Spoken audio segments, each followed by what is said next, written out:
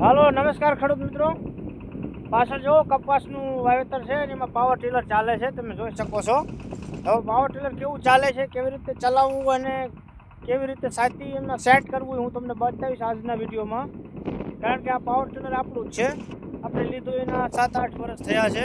તમે જોઈ શકો છો આમાં બળદ સાથી ચાલે અને આનો મેન ફાયદો એ છે કે આમાં ખર્ચ ઓછો થાય છે, પ્લસ જમીનમાં ટોર બેસતો નથી એટલે જમીન પોચી રહેશે, મૂળનો વિકાસ સારો રહેશે અને છેલ્લે ઉત્પાદનમાં પણ સારું રહેશે. હાલો આપણે હવે જોઈએ. જો મારો ભાઈ છે એ હાકે છે પાવર ટીલર અને 54નું વાવેતર છે ભાઈ. પેલા વખત ચાસ નાખ્યા હતા અને હવે રાપ હાલે છે.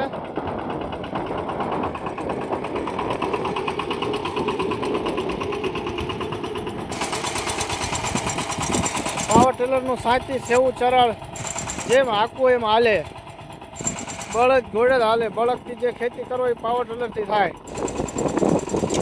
જો ગેર બદલાયો, હવે બતાવીશ સેવું ચરળ કેવી રીતે થાય.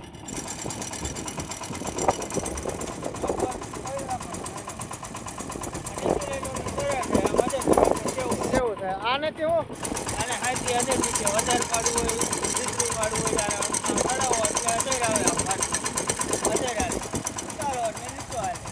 Very good. હાલો હવે આપણે ટેસ્ટ ડ્રાઈવ લેવી. હાલે હાલ હવે તો વિડીયો બનાવી હું ચાલુ કરું.